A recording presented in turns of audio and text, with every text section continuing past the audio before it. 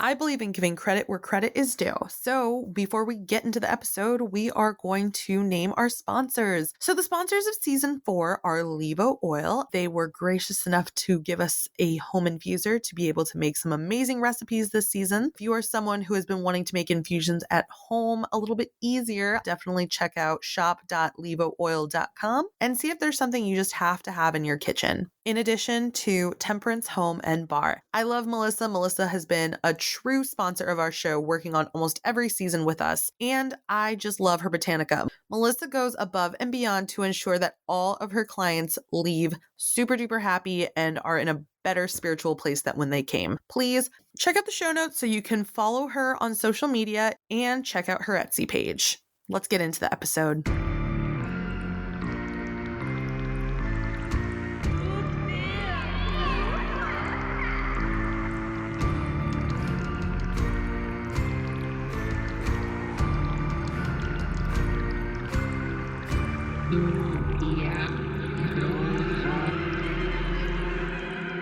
Hi, you're listening to Tutia Bruja, my Halloween lovin' witches, and I am Bex Carlos. I am so glad that you have decided to choose this space to hang out with me. And, if you're new here, Tutia Bruja is a show that it's hard to explain, right? Because some podcasts are this is A, B, C, D. No two episodes, I feel, of Tutia Bruja are alike. The general focus here is we get the perspective of magic lovin', creepy people of color, right? Who are just living in their truth. And we talk about ourselves, our magic journey. We talk about our favorite horror movies, true crime. I love folklore. Who doesn't love a good sell your soul to the devil story, right? Like everyone likes to be a little scared. Just anything under the spectrum. Sometimes we record in English. Sometimes we record in Spanish. I'm bilingual. So it's my show. You can't tell me what to do.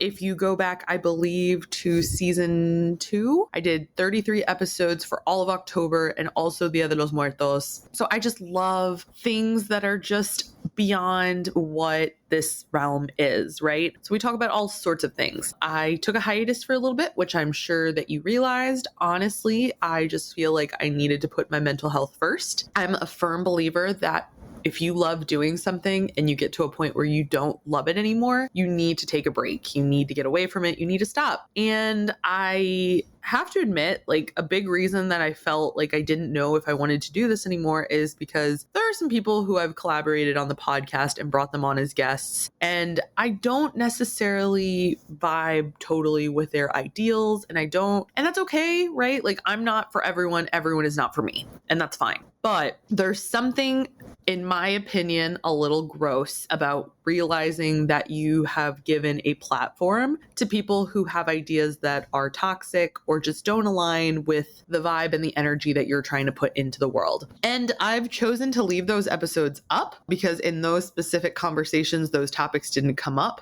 People are allowed platforms, especially people of color. I don't feel like we should turn against each other, even if we have ideals that are not beneficial to everyone and everyone's liberation, right? Sometimes you have to just take people where they are at. And that's not to say that we should excuse racist, transphobic, misogynist, homophobic, any type of ableism, any type of gross behavior, right? I don't think that we should just live in a world where we allow it, but we also have to realize that we can't change everybody. And it's just not worth the mental anguish to think so much and get so anxious about the platform that we do give people when we were just trying to help them get more exposure. That's where I'm at with that. And I'm not going to let a couple of different opinions make me not love the show that I've created. I'm so grateful for all of you that have been here since the beginning. I mean, we've charted in 11 different countries, I believe. And the fact that people all over the world want to hear me talk about whatever is very humbling and very it's just, I'm so grateful, right? You have all of these different mediums, we have social media, we have this, we have that, we have TV, there's so many different streaming services, right? But you choose to hang out with me. And I really appreciate that. And thank you so much if you are a Patreon subscriber. And I just want you to know that in the near future, I plan to spoil you because I have not been creating content. Like I truly just stopped. And, on my Patreon, I have recipes. I have can of recipes for my green witches in addition to like my kitchen witches, because you don't necessarily have to make infused stuff, right? Like you can still make delicious things and just omit that ingredient. I also have like canna cocktail recipes. I think I'm just going to have some normal cocktail recipes. I have ties to Tequila the Spirit because my family is from the town of Tequila, Jalisco. I really love tequila, and I feel like, I understand that there's people who have been on this show journey who do not indulge and are sober, and I understand that, and that's why I try to create a lot of content that isn't focused around drinking.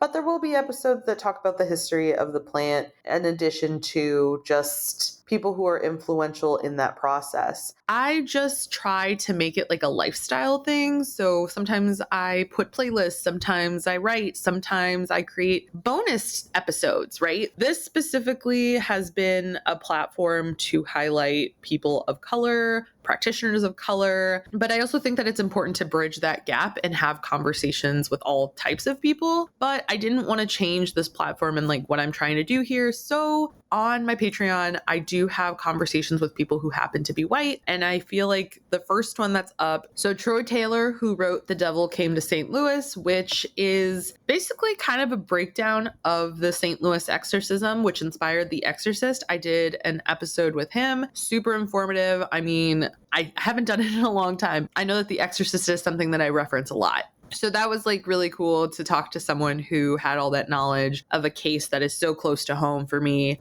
And I plan to have more episodes, but it's like all of these different things and just where my headspace was at did not allow me to create. So, I'm trying to schedule more time for creativity. And I think that like I am truly someone who lives and dies by my schedule. So it's one of those things that if I don't schedule it in, it's probably not going to happen. And I love creating this content. I love that you are spending this time with me, like truly. And honestly, I want this to be something that you enjoy. So I always jokingly say that it's we because it's myself and the podcast. Like the podcast has become its own breathing, living thing, right? It's growing all the time. And I kind of feel like I've put all my time and energy into this little audio baby and I get to share it with you. So please know that this is a shared experience that we have together. So I would really like that if you have specific topics, ideas, I would really love to have your input. I'm working on a special Halloween episode, so please look forward to that. I don't want to give any spoilers, but it's going to be a lot of fun.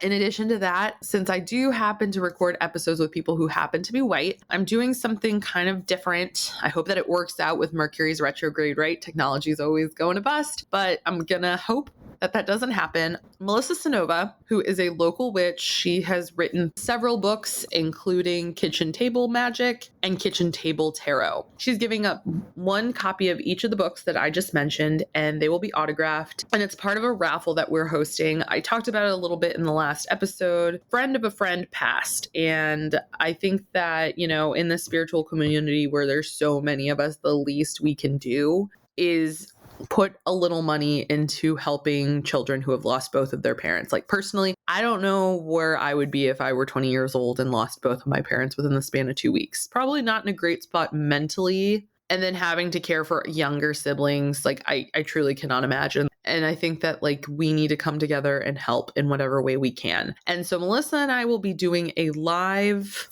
episode of Tupia Bruja. It's the first time we've done that. And Melissa will be reading tarot for donors of Ivis's GoFundMe. So please, if you are interested in a raffle, we're also going to have some beaded huichol jewelry. We're going to have Berto, who you remember from a couple of episodes past, who is the owner of Flores de Guadalupe. He is giving some jewelry. I have a friend who has made some homemade candles. I am contributing a pair of eyelashes from the Lash Candy. There's just so many things in this, including Melissa's books. And I just, whatever incentivizes you to donate, like, I don't care. Like, please just donate, y'all. The goal is 10,000, but I would truly be 100% happy if we could raise more than that. There's probably going to be a lot of bills popping up, and we can truly just help in this place where capitalism reminds us that humanity doesn't always exist, let's remind them that witchcraft is activism and we can be what we need for each other. We can create community for each other.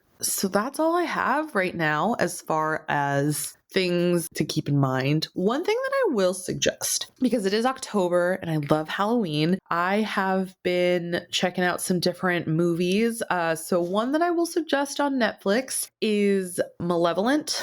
It's on Netflix. It stars Florence Pugh, who you might know from Midsummer or Little Women. Also, I can't think of his name right now, but if you watched the original Skins, the British Skins, the first generation, the guy who played Josh, who dated Michelle for like a second, he plays her brother. Just watched that a few weeks ago. In addition to that, I did watch Malignant. That's on HBO Now right now, if you have access to that. It was different. It was different. I will say that. I didn't dislike it, but I think personally, as someone who likes scary movies, I've just gotten to the point where they're all kind of predictable. Doesn't mean I enjoy them any less, but it does mean that sometimes I call the ending before it happens, which can be very disillusioning, I guess, for me.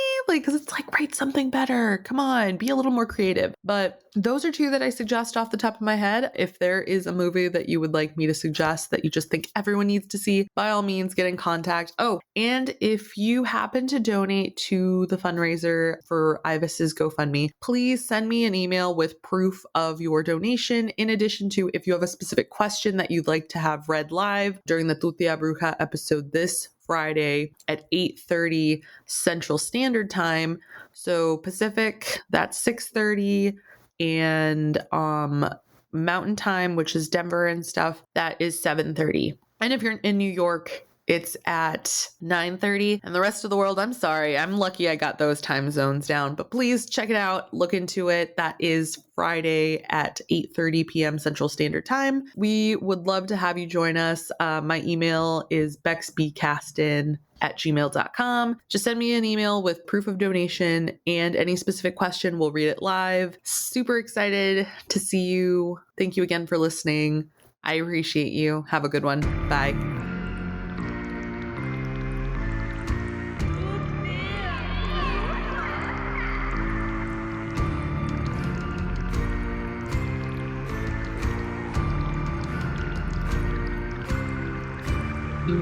Yeah.